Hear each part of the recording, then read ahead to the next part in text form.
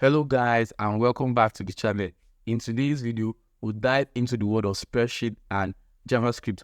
We'll explore how to use JavaScript to interact with a spreadsheet, and specifically, we are going to focus on how we can parse data from inside of a spreadsheet to a JavaScript object. We'll also see how we can convert data from a JavaScript object back into an Excel file, okay? So spreadsheets are everywhere, and that's for a good reason. They're fantastic for visualizing and organizing data.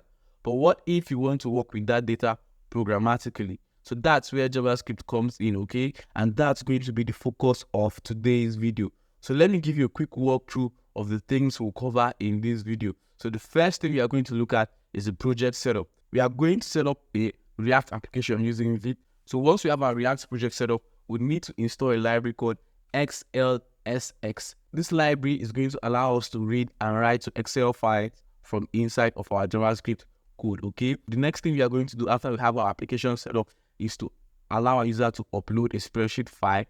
We'll create a simple React component with a form that includes a file input for users to select the Excel file they want to pass. So once the file has been uploaded, we use the file reader API to read the contents of the file as an array buffer. The array buffer is a more efficient way to store binary data like Excel files, okay? So with that array buffer in hand, we use the xlsx library's read function to pass the data and convert it into a JavaScript object. This object will represent the structure and content of the spreadsheet, okay? So the next thing we are going to look at after we successfully pass that data from Excel formatting to a JavaScript object is to convert the data we just passed into a JavaScript object back into an Excel file, okay? So for that, we still have to use the xlsx library, okay? First of all, we'll have to convert our data into a format that the library can understand, which is JSON. Then we'll use the library's functions to create a new workbook and a new worksheet object. We'll add our data to the worksheet and then save the entire workbook as a new Excel file. So if all of that makes sense to you, you can go ahead and leave this video a like, subscribe to the channel so you can get access to all of our videos in the future as they drop, and let's dive into the coding for today's video. First of all, we need to navigate to the projects folder where I store all of my projects. Once we are inside of this folder, I'm going to run the following command to set up a React project with Vite. Once the project has been scaffolded for us, we need to navigate into the project directory and install all of the application dependencies. With the application dependencies installed, we now need to serve up the project locally to verify that everything works according to plan. Now we have the project up and running. Let's open up a browser to view the project.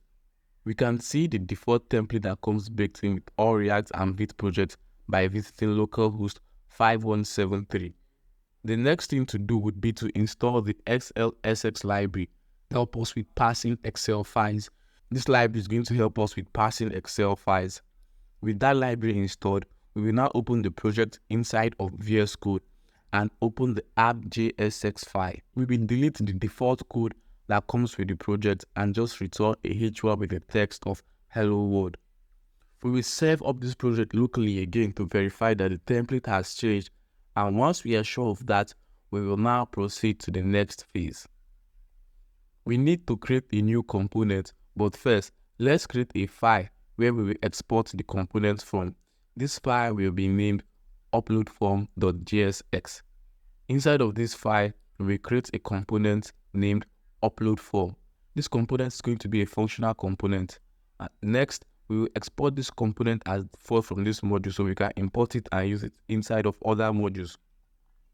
The component will return a form that has an input field which is of type file and has a name of Excel. We will add a button to submit the form, and the label for that button is going to read upload file. We will now import the upload form component inside of our app.jsx file and replace the H1 text with the upload form component. Now we are now going to view our application inside of our browser to be sure that we get the expected results. We now need to implement the function for parsing the Excel spreadsheet, okay? For that, I'm going to create a new file named helper.js, and this file will export a function named handle submit. This function will accept a couple of arguments. The first is an event object. The next is a reference to the form we want to process.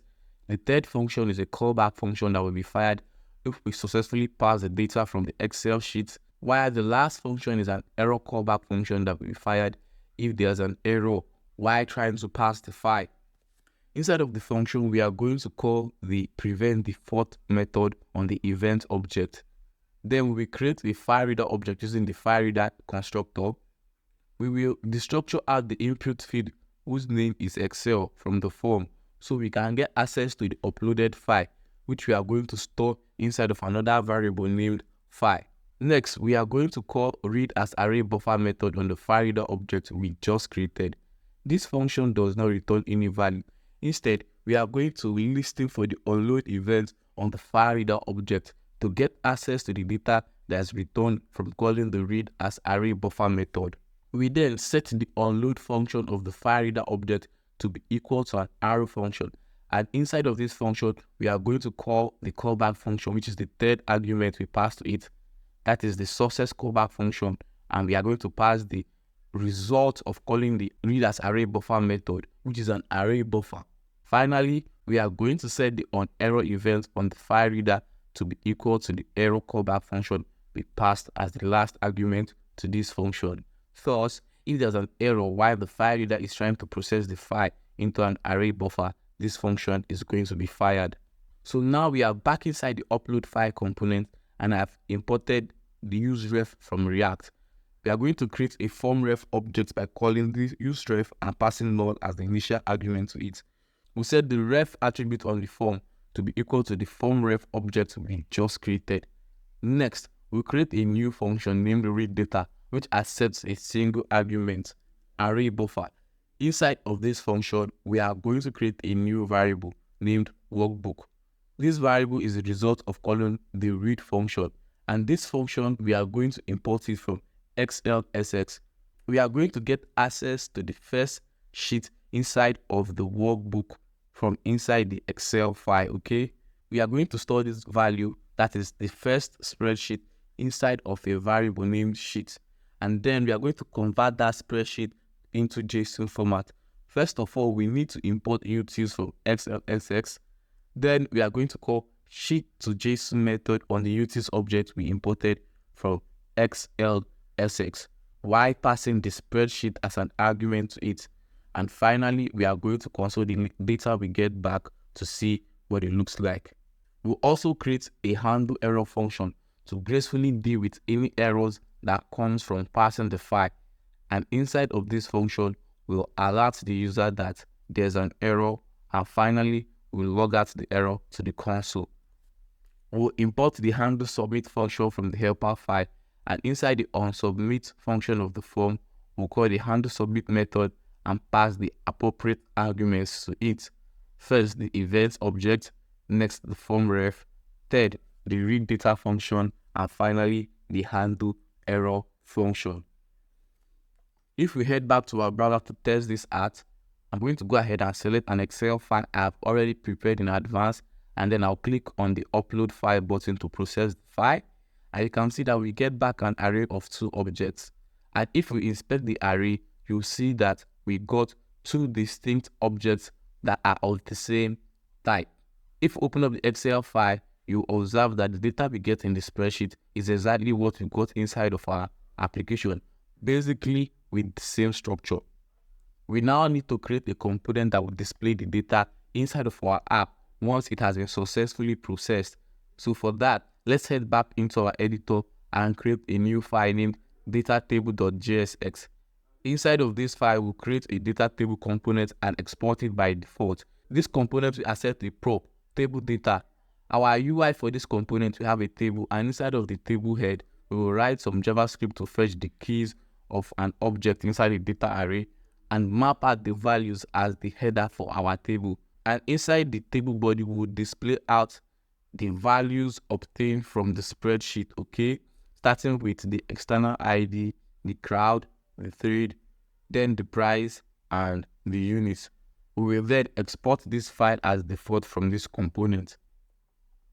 We will import this table data component we just created inside of our upload form component.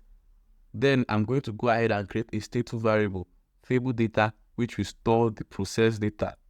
Inside of the read function, we'll replace the console log statement with the dispatch for updating the table data, which is by calling set data and passing in the data as an argument to it.